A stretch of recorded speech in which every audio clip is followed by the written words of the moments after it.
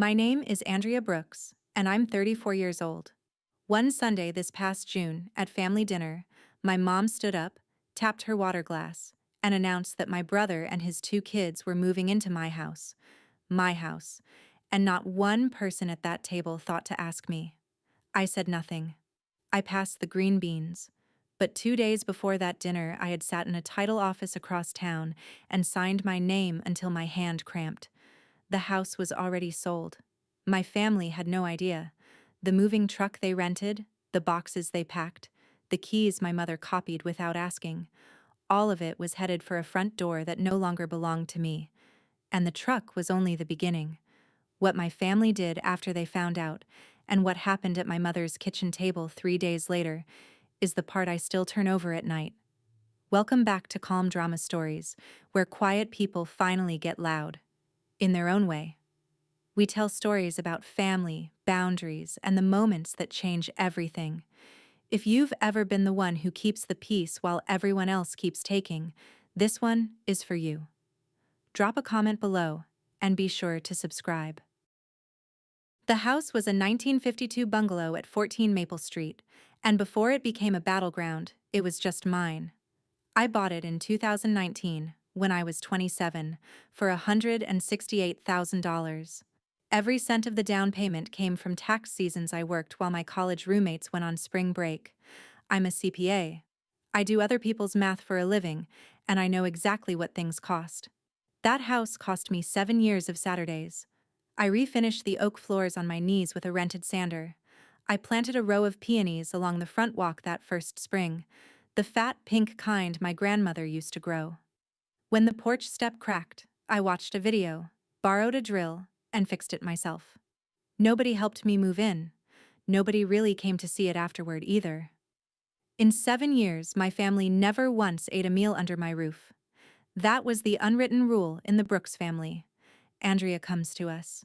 Sunday dinner happened at my parents' place in Kettering, 15 minutes away, every single week. If I had hosted a holiday, it would have meant admitting my life counted as a destination. My mother had been inside my house exactly 4 times in 7 years. Remember that number, because it matters later. 4 visits, and she still felt entitled to hand out my rooms like dinner rolls. But I'm getting ahead of myself. In May, the house was quiet. The peonies were budding, and I was humming while I packed boxes into the back of my closet. I had a secret. A good one. The first real secret I had ever kept from my family, and it fit in a folder on my desk. I was leaving. Here is what nobody in Kettering knew. In April, my firm asked me to lead the new office they were opening in Salina, up by Grand Lake, 50 minutes north. Office led. My name on the door, my own team, a salary bump I had earned through 11 tax seasons. I said yes before the managing partner finished his sentence. Then I did what I always do. I made a plan with numbers in it. My friend Dana has sold real estate in Dayton for a decade, and she knew a young couple, the Hendersons, who were renting in my school district and tired of losing bidding wars. No sign in the yard, no listing photos of my bedroom on the internet. One walkthrough on a Tuesday while the neighbors were at work. One inspection. One clean offer of $265,000. We closed on a Friday, the 5th of June, in a title office with bad coffee and wonderful silence. The Hendersons did something kind too. They didn't need the house until midsummer, so we signed a 30-day rent-back agreement. In plain English, I paid them rent to keep living in my own house for 1 more month while I wrapped things up at work. For 30 days, I was a tenant in my own life, and honestly, I didn't mind. I had already put a deposit on a little blue cottage 12 minutes from the new office, close enough to the lake to hear geese argue in the morning. I practiced how I would tell my family at Sunday dinner. Something simple. I got a promotion. I sold the house. I'm moving in July. I rehearsed it in the shower, in the car, in line at the pharmacy. I never got the chance to say a word of it. To be fair to my own silence, you need to know what my job in this family had always been. Not daughter, not sister. Staff. I have done my parents' taxes since I was 19. When their roof failed in 2021, the check for $4,000 came from my savings, and my mother said, "You're a blessing," and never mentioned it again. When my brother Caleb's marriage ended last fall, I was the one who sat at his kitchen table sorting the paperwork he refused to open, while he watched highlights on his phone. Caleb is 38. He got laid off from the distribution warehouse 8 months ago, and in March he moved back into my parents' spare room. His kids stayed with their mom Tessa during the week and landed on my parents' pull-out couch every other weekend. Ellie is 8. Sam is 5. I love those two the way you love kids you didn't have to raise. Completely. And with snacks. In my family, there were two kinds of children, the ones who needed and the one who handled it. Guess which one I was?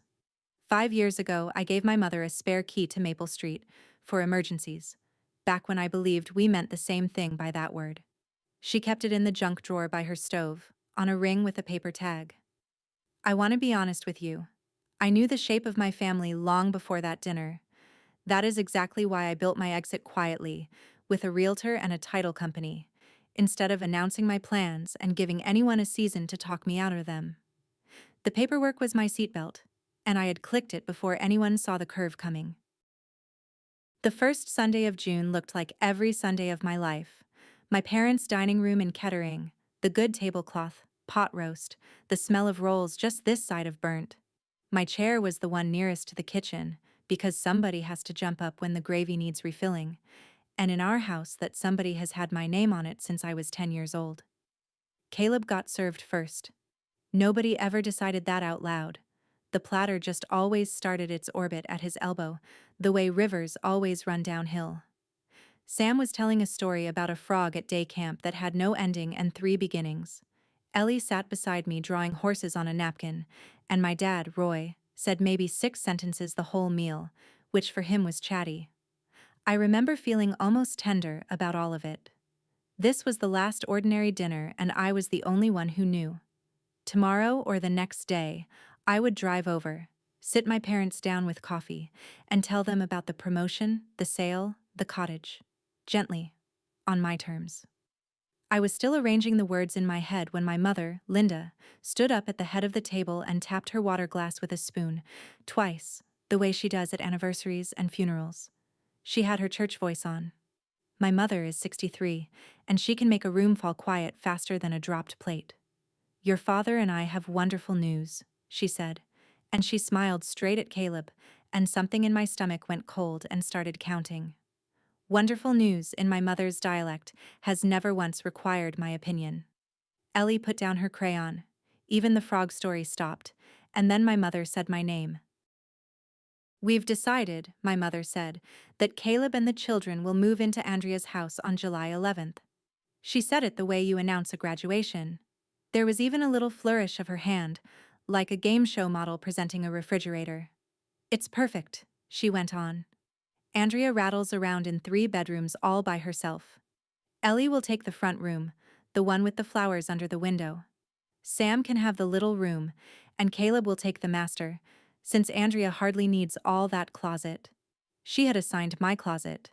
She had walked through my house 4 times in 7 years and had still mapped it, room by room, onto her son. I waited for someone to look at me. My father studied his pot roast like it owed him money. Aunt Carol, who was there because she is always there, said what a blessing, and asked if the kids would change schools. My mother said it was all being handled, that family looks after family, and then she delivered the line she had clearly polished in the car. "Family fills empty rooms," she said, warm as a quilt, and everyone around that table nodded, because it sounds like scripture when she says it. Empty rooms. 7 years of my Saturdays, my floors, my peonies, my mortgage, an empty space on her map, waiting for a real family to give it a purpose. Caleb finally looked up from his plate and gave me the grin that has been getting him out of consequences since 1994. "It'd really help, sis," he said. That was the ask. That was the entire ask. I opened my mouth, and 34 years of training closed it for me. I passed the green beans to my left, and I heard it, clear as anything, under the clink of serving spoons, the sound of a pen on paper in a title office, 2 days old, saying what I couldn't. Nobody at that table knew the house was already gone. I decided, in that dining room, that for now I would keep it that way.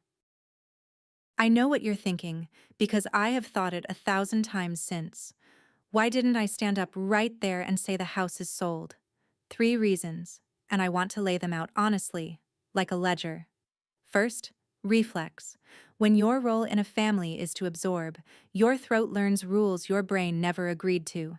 My silence at that table wasn't a plan yet, it was muscle memory with a 34-year warranty.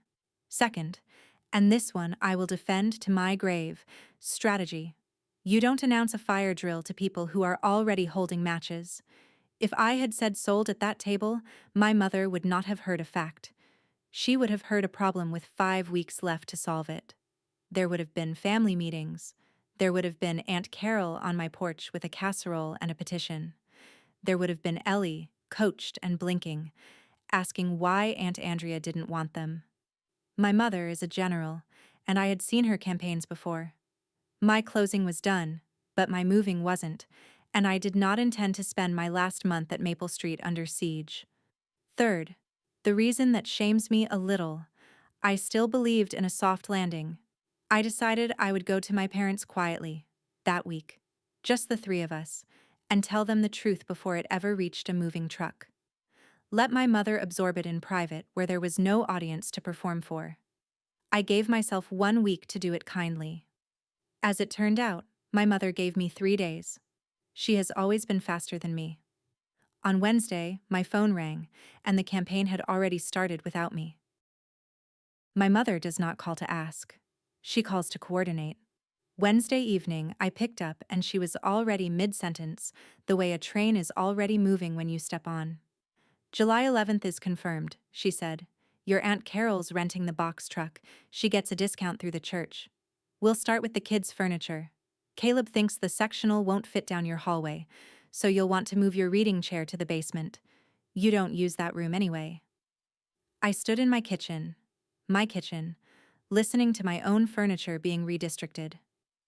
Mom, I said, we need to talk about the house. I actually got that far. She rolled right over me, gentle as a steamroller draped in a tablecloth. Oh, honey, don't worry about cleaning, she said. Pastor Jim's wife already heard the news and thinks it's just beautiful, what you're doing for your brother.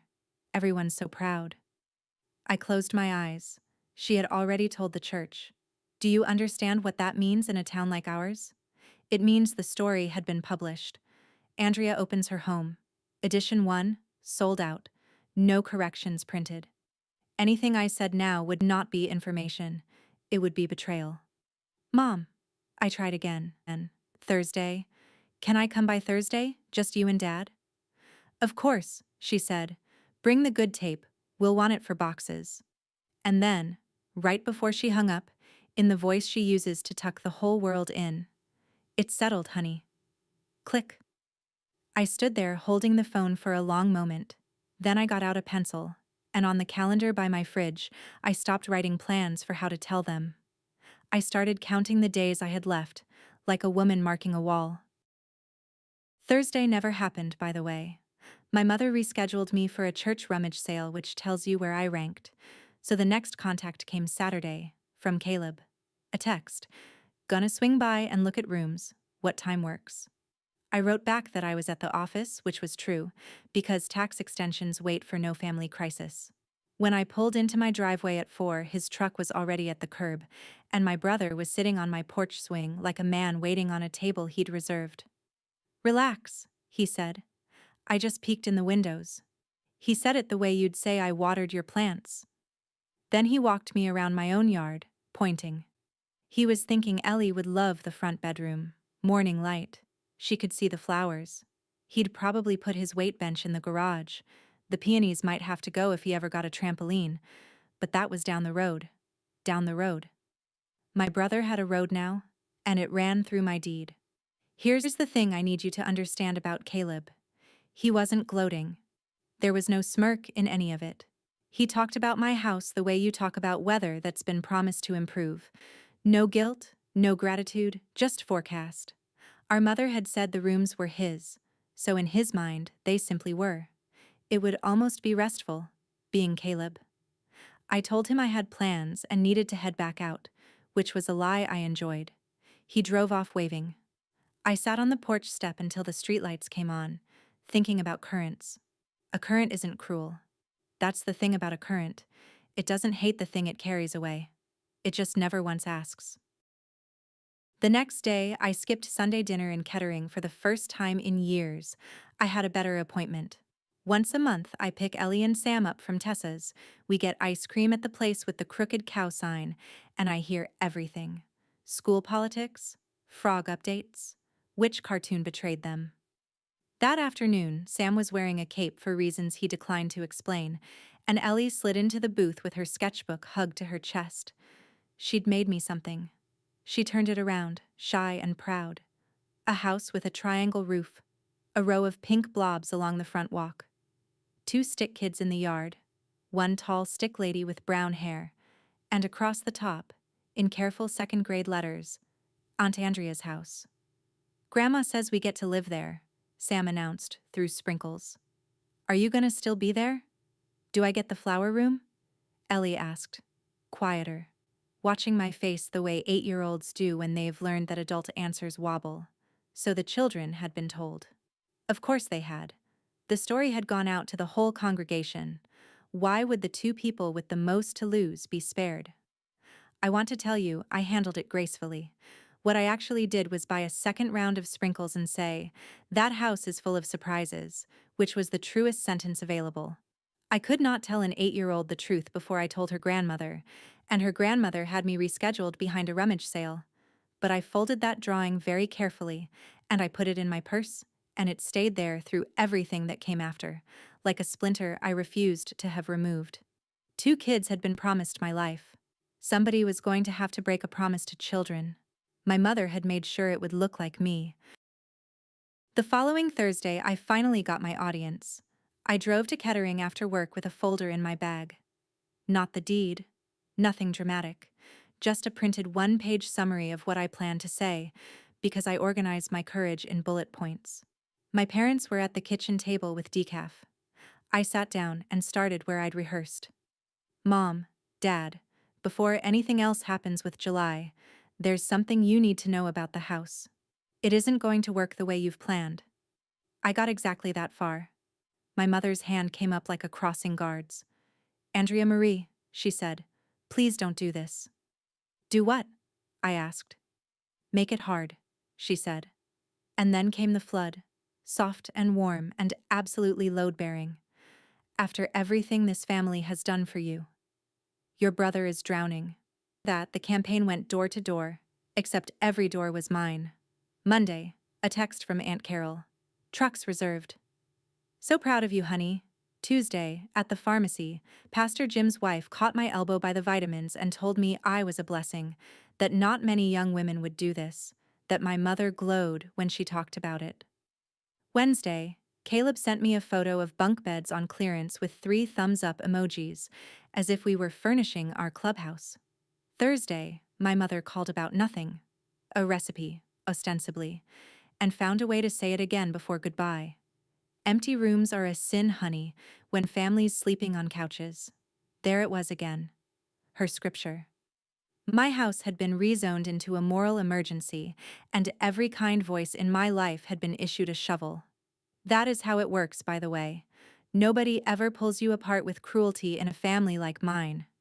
They bury you in warmth, 1 spoonful of praise at a time, until the whole is exactly your shape and everyone agrees you climbed in yourself. I kept my voice pleasant all week and my sentences short. And every evening I went home, took the pencil off the calendar, and crossed off a square. 13 days left on my rent back. I marked them like a prisoner with better handwriting. I'd stopped feeling guilty somewhere around the pharmacy. What I felt now was quieter and more useful. I felt organized. The cottage sale had closed fast. Equity money moves quickly when nobody is asking to borrow it. And boxes went north 2 carloads a week. My files first, then the good pans. If my family had bothered to visit, even once, they'd have noticed my bookshelves going bare. 4 visits in 7 years. I told you that number would matter. Tessa asked me to coffee the last week of June. My brother's ex-wife is a nurse, which means she is professionally difficult to fool, and she had been my friend before she was ever his wife. She got straight to it. The kids keep talking about the big move, she said, and Linda already gave me these. She slid a school transfer packet across the table, forms for Ellie, half filled out in my mother's excellent penmanship. Address line, 14 Maple Street. My address. Printed in ink, by a woman who had never once asked me a question with a blank in it. They hadn't been submitted yet. Tessa had to sign, and Tessa signs nothing she hasn't read twice, God bless her. I just want them stable, she said, watching me. Is this house thing actually happening? And sitting in that coffee shop, I did something I hadn't done in 34 years of managing my family. I told the truth ahead of schedule. No, I said.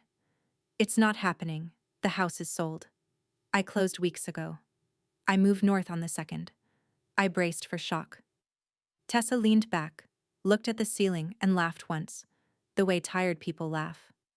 Good, she said. Good for you. Then, quieter. Why do you think I left, Andrea? It was never him I divorced. It was the whole weather system. We sat with that a minute, two graduates of the same storm.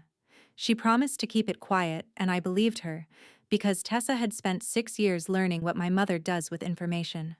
Driving home, I realized my hands were steady on the wheel. Someone knew, and the sky had not fallen. It was the first time the truth had been out of my body, and it fit fine. 11 days. Sam turned 5 at the end of June, and the party was at my parents' place, streamers and a dinosaur cake, and 24 people from church on folding chairs. I was at the dessert table cutting slices, because of course I was, when my mother clinked her glass again. Twice.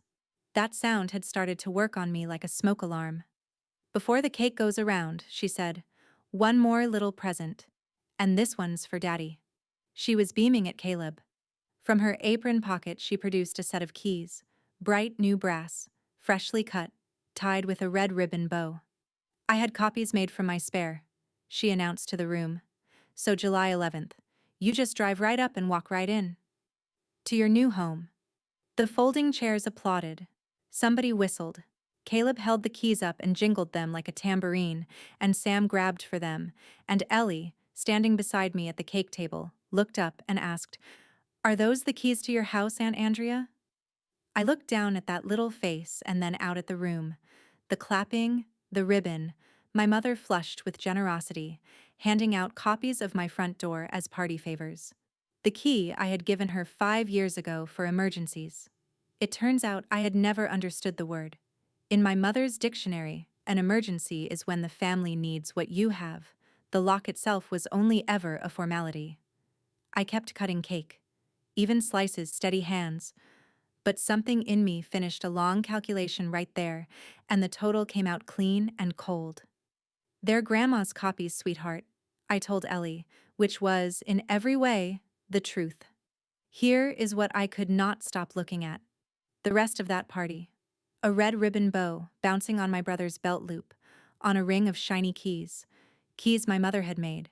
Keys everyone in that room believed in. Keys to a door that, in 2 weeks, would not exist for any of us. My mother had handed her son a house. What she'd actually handed him was a souvenir. The last week of June I came home early on a Tuesday and knew before I was 3 steps inside. The back door was unlocked. And I do not leave doors unlocked. I am a woman who lives alone and does other people's audits. My kitchen chairs were out of place, dragged and half pushed back. There was a tape measure on the windowsill, the wide yellow kind, not mine. 2 sets of shoe prints on the floor I'd mopped Sunday, one large, one small. My phone buzzed while I was still standing in it. Caleb. Hey, we measured the kids' rooms real quick. Or backdoor sticks, LOL. He had used the party keys. Of course he had. Legally, for a few more days, that was my home to occupy under a signed rent back, and my brother had walked 2 strangers' worth of footprints through it to plan his furniture. There's a particular cold that comes over you when your own kitchen has been rearranged by people who never knocked, and I stood in it for a while, and then I did what I do. I made a list. That night, the things that mattered went into my car. Grandmother's quilt, my files, the drawing from my purse pinned safely in a book. 2 more carloads went north that week. If you've ever come home to find your own chairs moved by someone who never asked, you know that exact cold. Tell me in the comments what you would have done, because I genuinely want to know. Me, I made a list. Accountants always make a list. And if you're new here, subscribe, because the truck comes in 2 weeks, and you'll want to be sitting down. The last item on my list that night wasn't furniture. It just said, "Tell the Hendersons." I called Dana that same night, and the next evening the Hendersons met me at the coffee place by the title office, the same one where we'd signed. Claire Henderson is maybe 31, a pediatric X-ray tech, and her husband David teaches middle school science and has the calm of a man who supervises volcanoes made of baking soda. I put it to them straight, because they were about to own the fallout of my family, and they deserve the forecast. My relatives believe my brother is moving into your house on July 11th, I said. They have rented a truck. They have keys my mother copied without permission. I've tried to tell them and been talked over. I'll keep trying, but I'd be lying if I promised they'll hear it. To their eternal credit, neither of them panicked. Claire asked exactly 2 questions. Did the copied keys work on the current locks? Yes. And were any of these people dangerous? No. Just certain. David wrote something in a little notebook and said they'd already scheduled a locksmith for possession day, July 3rd. First thing, because his dad had taught him you always rekey a house before you sleep in it. Smart dad. I gave them my number and Dana's, and I told them I was sorry, that they'd bought a bungalow and were getting a stage play with it. Claire stirred her coffee and said something I've kept. It's our home now, she said. We'll be kind and we'll be clear. Kind and clear. I drove back to Maple Street thinking about how I'd spent 34 years being kind on behalf of people who mistook it for consent. I hadn't set a trap for my family. I want that on the record. I had simply stopped standing between them and the truth. There's a difference. I spent my last night at Maple Street the way you sit with an old friend in a hospital. July 2nd. The rooms were empty and enormous, the way rooms get when your voice starts echoing in them. I mopped the oak floors I had refinished on my knees. One more time, not because the Hendersons required it, but because you should hand things over better than you got them. I ate dinner standing at the counter, pizza on a paper towel, and let myself do the montage. 27 years old, signing papers I could barely afford. The first night, sleeping on an air mattress in the flower room because the bed frame came Thursday. The winter the furnace quit and I cried. Alone. And then fixed it. Alone. And the crying and the fixing both belonged entirely to me. That's the part my mother never understood about that house. It was never empty. It was full of a whole person, floor to ceiling, and the person was me. Out front, in the dark, I dug up one fat clump of peonies from the end of the row, my grandmother's kind, and potted it for the cottage, patting the hole closed like an apology to the ones staying behind. Then I set my keys on the kitchen counter for Dana to hand to the Hendersons, all of them, the originals, and let the lock click me out of 7 years of my life. You can love a thing and still refuse to let it be taken. Sometimes leaving is how you keep it. I was in the car when my phone buzzed. My mother to the family group chat. All caps and confetti emojis. Moving day July 11th. 9 a.m. pizza after. I put the phone face down on the passenger seat and drove north. The night of July 10th, at the cottage, I sat on my new porch with my phone in my hand and a message drafted to my mother. It was a good message. Clear, kind, complete. The house is sold. It closed in June. The new owners move in tomorrow morning. Please do not bring the truck. My thumb hovered over send for a long time. Understand what I was holding. My entire life, I have been this family's airbag. Every collision they aimed themselves at, I inflated first. The roof money, the divorce paperwork, the 1,000 quiet phone calls that kept consequences from ever reaching the people who caused them. Sending that text was the airbag deploying one more time, and I ran the projection, because projections are my job. If I sent it, The truck would be cancelled, yes. And by Sunday my mother would have a new campaign. The sale money. Family meetings about what Andrea owes Caleb from her windfall. The story would simply change costumes, and I would be back at that table being warm buried alive, with nothing left to protect. If I didn't send it, tomorrow would be ugly, public, and unforgettable. And the one thing my family could never again believe was that things just work out. Because Andrea handles it. I thought about Ellie's drawing in my book. I thought about the red bow on those useless keys. I thought about the phrase "it's settled, honey." Then I deleted the draft, letter by letter, and turned off my porch light. For 34 years I had been the airbag. That night, for the first time, I let the car hit the wall. At 8:40 the next morning, my phone rang. It was Ellie's small voice, wobbling. "Aunt Andrea? Why is there a strange lady in your house?" I was already dressed. I won't pretend otherwise. I had been up since 6, drinking coffee I couldn't taste, because I knew what morning it was. "Sweetheart," I said, "put your daddy on," and I was in the car before Caleb's voice arrived, sullen and confused, saying, "Andrea, what is going on? Some woman won't open your door." 50 minutes, I told him. "Don't do anything loud." Then I drove south with my heart going like a woodpecker, and here is what I later stitched together from Tessa, from Claire, and from what I saw myself when I turned onto Maple Street at 9:30. Aunt Carol's rented box truck sat angled across the driveway with its back gate rolled up, a sectional sofa halfway down the ramp like a beached whale, boxes on my old lawn.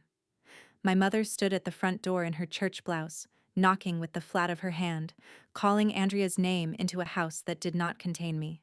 Caleb was on the porch step jabbing his shiny brass key at the new deadbolt over and over, the red ribbon still on the ring, a man trying to log into a life with the wrong password. And in the doorway, calm as a school nurse, stood Claire Henderson in her scrubs, saying the sentence she'd been saving for 8 days. "I'm so sorry, but this is our home. We bought this house. We closed a month ago." My mother laughed at her. Actually laughed. The polite, appalled laugh she uses on waitresses who bring the wrong order. "Honey, no," she said. "This is my daughter's house." Claire, kind and clear, said it again, slower. "We closed. In June. From Andrea Brooks." And that is the exact moment my tires crunched the curb, and every head on that lawn rotated toward me in one motion, like a field of sunflowers finding the sun. I turned off the engine. I left the folder of settlement papers on the seat. I remember thinking, there is no version of the next hour where I get to stay everyone's favorite quiet daughter. Good, I thought. Good.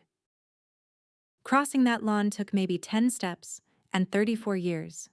Tessa's car pulled up behind mine. Caleb had called her in the chaos, and I heard her tell Ellie and Sam, "Ice cream right now," in the tone nurses use for "get behind the lead apron."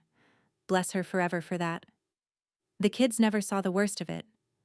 My mother met me halfway across the grass with her arms wide, palms up, the eternal gesture of "explain this to me." "Andrea, tell this woman," she commanded. "There's been some mistake at the bank." Behind her, neighbors had drifted onto porches with coffee mugs, wearing the neutral faces of people committed to hearing everything. I kept my voice low and level, and I said the truest thing I have ever said on a lawn. "There's no mistake, Mom. I sold the house. It closed a month ago. It was never the family's to fill." For 1 second the yard was so quiet I could hear the truck's ramp ticking in the heat. My mother's face did something I had never seen it do. It searched, flipped through every page in her book for the chapter where this happens, and found nothing. And then it landed on the only sentence she had left, and she said it loudly. "For the porches," her voice cracking down the middle. "We fill empty rooms, Andrea. That is what family does." There it was. Her scripture played at full volume, and for the first time in my life I heard it for what it had always been. Not a description of love, a zoning ordinance. David Henderson appeared beside his wife, notebook still in his shirt pocket, and said evenly, "Please move the truck off our driveway. We'll help carry anything back up the ramp." Nobody moved. Caleb stood on the porch of a stranger's house, staring down at the ribboned keys in his palm like a man holding a raffle ticket for a cancelled raffle. And my father, who had said nothing all morning, stepped close to me as I turned back toward my car and spoke almost too quietly to hear. "Your grandmother had a piano," he said. "That was all. It stopped me cold." The retreat was not graceful. Aunt Carol ground the truck's gears backing off the driveway. Boxes went back up the ramp in silence, carried by David Henderson, who is a genuinely decent man and made 2 trips. My mother did not help. She stood by the peonies, Claire's peonies now, arranging her face for the neighbors, and then she got in Carol's cab without looking at me. Caleb left the ribboned keys on the porch rail. I stayed behind because somebody owed the Hendersons an apology on behalf of my bloodline, and it was going to be me. "I'm so sorry about your Saturday," I told Claire. She shook her head. "You warned us," she said. "You did it right. This was the easy part." And she looked at me steadily when she said the last bit, like she'd met my mother somewhere before in a different costume. I drove north with the windows down. By the time I reached the cottage, my phone showed a stack of missed calls 2 screens deep, and the voicemail icon sat there like a lit fuse. I didn't listen to any of them that night. Only one message mattered, and it arrived at 9, from my mother. No emojis this time, no confetti. "Family meeting, Tuesday, 6 p.m. You owe your brother that much." I set the phone down and looked out at the dark lake for a long time. Oh, there's that word again, I thought. Bring the ledger then. I'm very good with ledgers. Sunday and Monday, the family court convened without me. The way it always does, in a group chat I could watch like weather radar. Aunt Carol. I have never been so embarrassed. The church saw everything. A cousin I hear from at Christmas. So the kids are just homeless now? Nice. Pastor Jim's wife, sliding into my private messages, praying for your family and for your heart, sweetie. The heart emoji did a lot of work. My mother posted once, and only once, to the full chat. Some people get rich selling their family out the back door. Then silence, which from her is artillery. And here's what you should notice, because I finally did. In 2 days of righteous fury, not one person asked where I was going to live, or why I'd sold, or whether I was okay. The audit only ever runs in one direction. Monday night, Tessa called. "Don't you dare fold," she said. "And listen to me. The kids were never homeless. They live with me, Andrea. They have always lived with me. Moving into your place was about Caleb getting the school district and Linda getting her grandkids 7 minutes away. It was never shelter. It was strategy." I sat with that after she hung up, feeling something unclench. The emergency had been a set piece. The drowning man had a boat the whole time. My house was just a nicer one. So Tuesday's meeting wasn't going to be about need, whatever banner it flew. Fine. Monday night, I sat down at my desk and I did what my people do instead of yelling. I opened 2 accounts, printed some paperwork, and put it in a folder. Accountants don't bring arguments to a fight. We bring documents with signature lines. I got to Kettering early on Tuesday, on purpose, and found my father where Brooks men weather storms. The garage. Under the hood of a mower that didn't need him. I asked about the piano. He wiped his hands for a long time. Then, in more consecutive sentences than I'd heard from him in years, he gave me the missing chapter of my own mother. 1989, he said. Your grandma passed, and there was the house on Fairlawn and the piano. A good upright. Your mother played beautifully, you never knew that, did you? And her brother Gene had just had a son. So your grandpa sat your mother down and explained how it would go. The house to Jean, for the family name. The piano too, since it stays with the house. Her signature on the papers by Friday. He looked at the mower instead of me. She was 26. She signed. She never played again. Never once complained. And somewhere along the line she decided that swallowing it was the same thing as loving them. Her whole life since has been proving that trade was worth it. I stood there among the paint cans doing the terrible arithmetic. My mother wasn't punishing me for having something. She was punishing me for refusing to sign it away. Because if I could say no, and the sky held, Then the girl at that table in 1989 could have said no too, and hadn't. Nobody hands down a chain like that on purpose. They hand it down because it's the only heirloom they were given. It didn't make what she was about to do to me all right. But it told me what I was actually walking into. The kitchen door opened behind me. "Andrea," my mother said, "come inside and sit down." My mother's kitchen table has hosted every verdict of my life, and Tuesday it was set for one more. She sat at the head. Caleb sat at her right hand looking like a man attending his own jury duty. My father took the chair by the window at the edge of the frame, per tradition. In the center of the table lay two documents, squared to the wood grain. The first was a sheet of legal pad in my mother's handwriting. A column of figures, underlined twice at the bottom, the way she totals grocery budgets. $60,000. The second was Ellie's school transfer packet, my dead address still printed on it in her perfect ink, positioned so it faced my chair. Set dressing. My mother has never once arranged a table by accident. "Sit, honey," she said, warm as ever, as if Saturday had happened to some other family on some other lawn. "You got lucky on that house, and luck like that isn't yours. It's the Lord providing for this whole family through you. 60,000 puts your brother in a rental with room for the kids and pays off his truck, and we start fresh. No hard feelings about the little stunt." She slid the legal pad an inch toward me. Caleb studied his hands. The clock over the stove, the same rooster clock that has watched me eat 10,000 meals, ticked like it was billing by the second. I didn't touch the paper. I asked the only question I had come to ask, and I asked it gently, looking at my brother, then my mother. "The kids live with Tessa. They always have. Don't they?" The refrigerator hummed. Caleb's ears went red, and my mother's voice, when it finally came, had dropped into its softest register, the one she saves for closing. "Andrea," she said, "sweet as pie crust.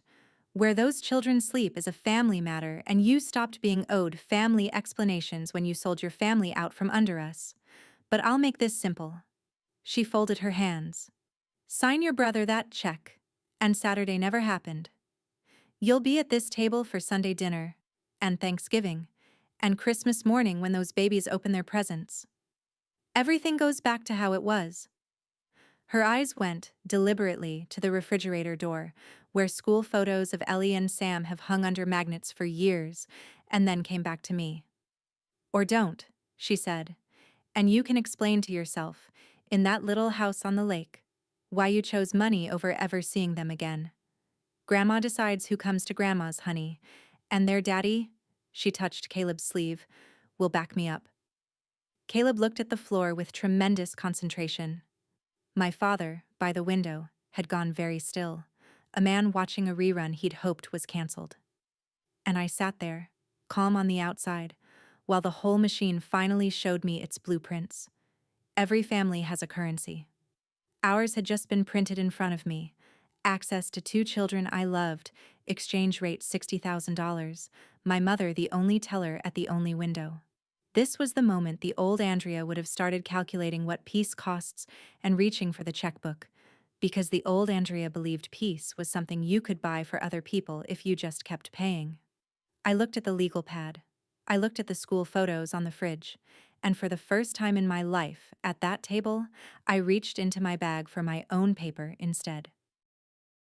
I want to slow down here, because from the outside, the next part took 2 minutes, and from the inside, it took my whole life. My hand was in my bag, resting on the folder, and both roads were completely clear to me, the way they say a drowning person sees the shore. Road 1. Sign her paper.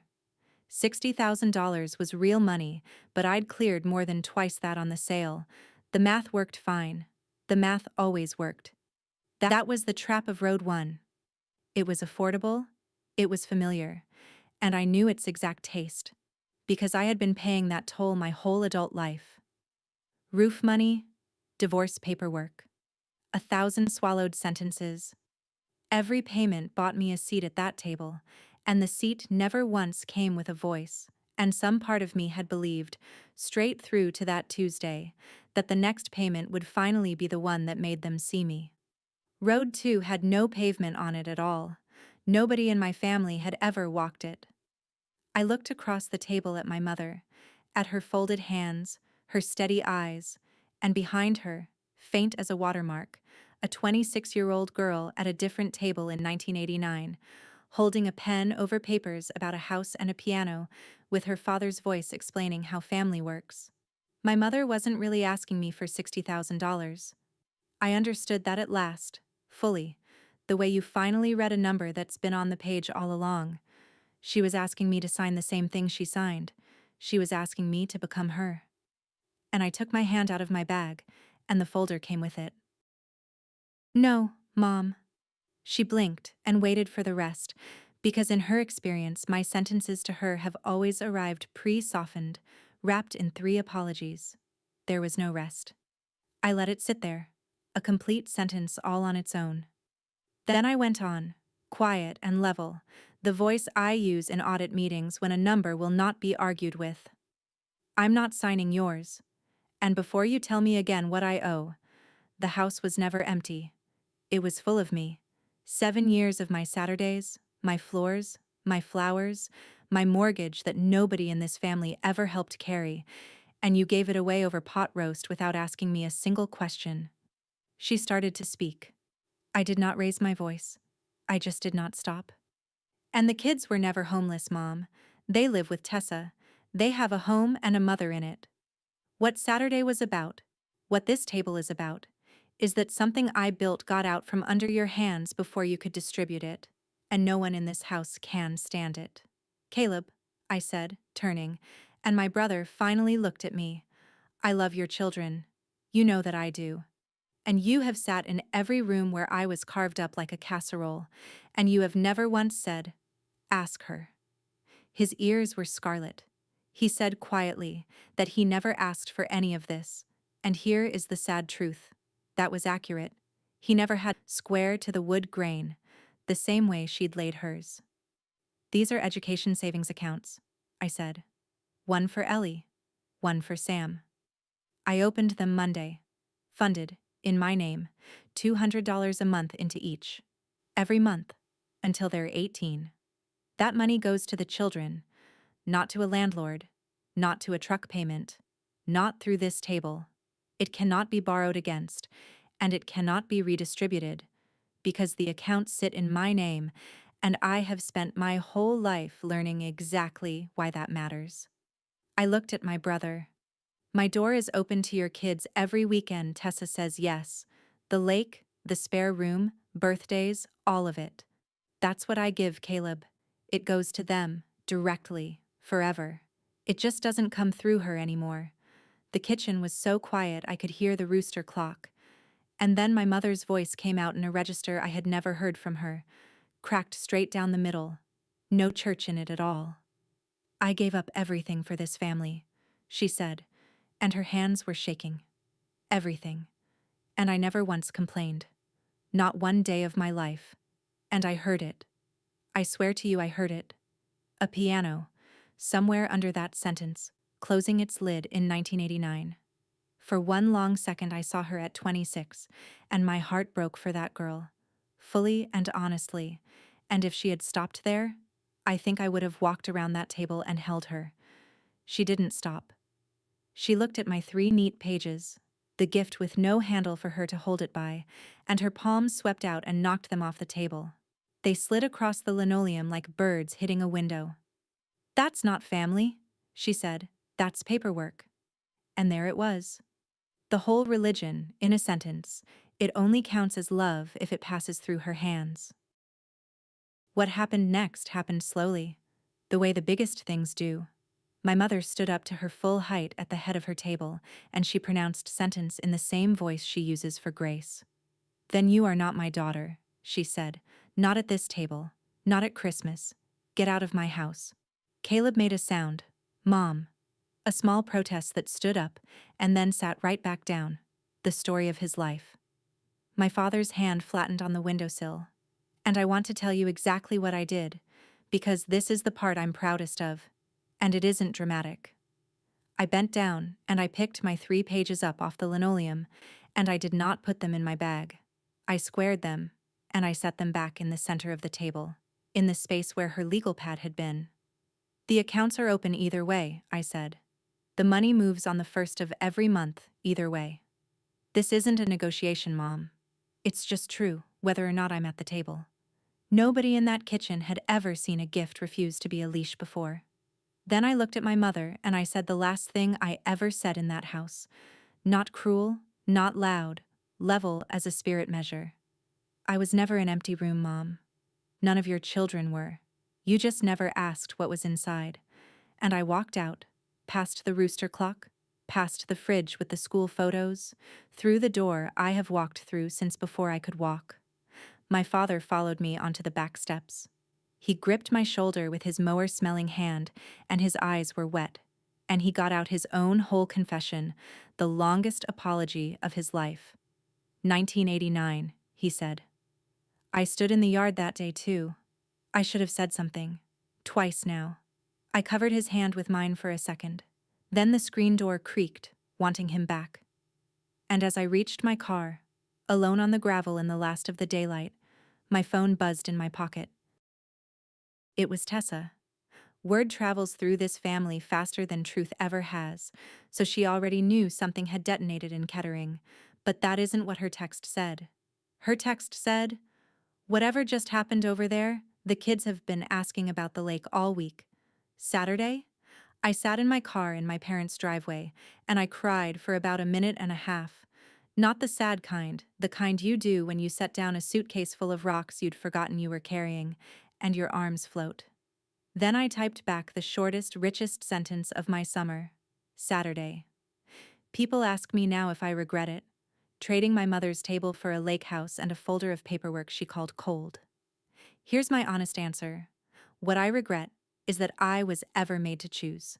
If somebody in your life has you picking between your own future and their comfort, hear me, from a driveway in Ohio.